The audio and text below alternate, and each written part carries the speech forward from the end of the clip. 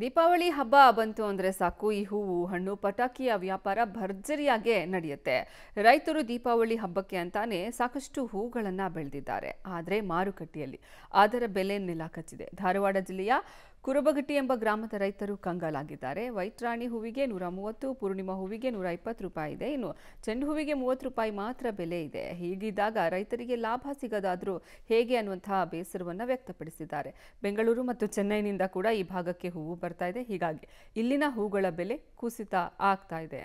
ಈಗ ದುಡ್ದಿದ್ದಂಕತ ಸಾಕಷ್ಟು ದುಡ್ದವ್ರಿ ಇದಕ್ಕೆ. ಈಗ ಆಳಿಗೆ ನೋಡ್ರಿ, ಒಂದು ಆಳಿಗೆ ಕಮ್ಮಿ ಅಂತಂದ್ರೆ 100 ರೂಪಾಯಿ ಕೊಡ್ಬೇಕ್ರಿ ಅವ್ರಿಗೆ. ಅವರು ಎಷ್ಟು ಕೆ ಜಿ ಕೊಯ್ತಾರೆ, ಒಂದು 10 ಕೆ ಜಿ ಕೊಯ್ಬೇಕೈತೆ ರಗಟ್ರಿ. ಇವತ್ತು ಏನು ಈ ಹಬ್ಬ ಮುಂದೆ ಬಂದೈತೆ ಅಂತೇಳ್ರಿ, ಈಗ 100-110 ರೂಪಾಯಿ ಮಾಡತ್ತಾರೆ ಸರ್. ಚೆಂಡುವಿಂದ ಅಂಕತ ಅದು ಬರೀ 30-40 ಹಿಂಗೆ ಸಿಗ್ತದೆ. ಎಲ್ಲ ನಮೂನಿ ಬೆಳಿತೇವ್ರಿ. ವೈಟ್ ರಾಣಿ ಒಳಗನ 2 ನಮೂನಿ ಐತ್ರಿ, ಪೂರ್ಣಿಮಾದೊಳಗೆ 2 ನಮೂನಿ ಐತ್ರಿ, ಮತ್ತು ಚೆಂಡು ಬೆಳಿತೇವ್ರಿ. ಎಲ್ಲ ಥರ ಬೆಳಿತೇವ್ರಿ. ಏನೇನು ಫಾಯ್ದಾಗಿಲ್ರಿ. ದಸರಾಕ ರೇಟ್ ಇತ್ರಿ, ಅವಾಗ ಮಳೆಯಾಗಿ ಕೇಡಾತಲ್ರಿ, ಬೆಳೆ ಎಲ್ಲ ಹಿಂಗೆ ಆಗಿಬಿಟ್ಟಾವ. ಅದಕ್ಕೆ ಏನು ಇಲ್ರಿ, ರೇಟ್ ಇಲ್ಲಾರ್ಕ್ ಬಿಟ್ಟವ್ರಿ. ಅದ ರೀ ಹೊಳದ್ದಾತ್ರಿ, ಪ್ರತಿಯೊಂದು ಜವಳ ಐತಿ. ನಮ್ಮ ಮಾಲ್ ಹೋತಂದ್ರೆ ಹೊರಗಡೆ ಮಾಲ್ ಬಂತಂದ್ರೆ ನಮ್ಮ ಮಾಲಿಗೆ ಡಿಮಾಂಡ್ ಇಲ್ರಿ. ಕಡಿಮೆ ರೇಟ್ ತೊಗೊಂಡ್ಬಿಡ್ತಾರ್ರಿ, ಅಲ್ಲಿದ್ದು ಹೆಚ್ಚು ತೊಗೊಂಡ್ಬಿಡ್ತಾರ್ರಿ.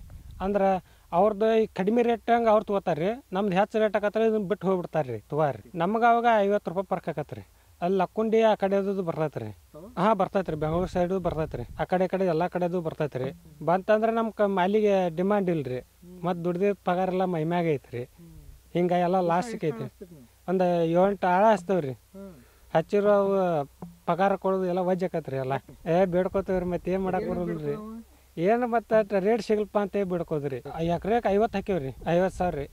ಇದಕ್ಕೆಲ್ಲ ಸೇರಿಸಿ 20 ಸಾವಿರ ಆಗಿನ ಹಚ್ಚೇವ್ರಿ. ಈಗ ಅದಕ್ಕೆ ಎಲ್ಲ ಲುಕ್ಸಾನಕ್ಕೆ ಜಮಾ ಐತ್ರಿ ಎಲ್ಲ.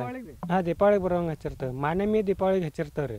ಮತ್ತು ಮಾನ್ಯಮ್ಯಾಗ ಅಂತ ರೇಟ ಆಗ್ಲಿಲ್ಲ ರೀ, ಎಲ್ಲ ಲಾಸ್ ಆತ್ರಿ ಮಾನ್ಯಮ್ಯಾಗ ರೀ.